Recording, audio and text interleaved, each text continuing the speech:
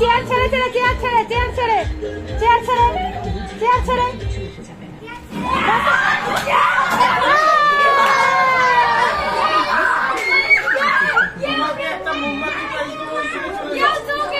দুজন আউট দুজন out side side side চলো ওঠো ওঠো ওঠো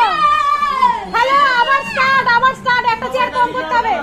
ওঠো ওঠো একটা চেয়ার কম করতে হবে দিয়ে দাও ও ঠিক আছে বসে বল চলো চলো চলো ওই রেডটা লাগা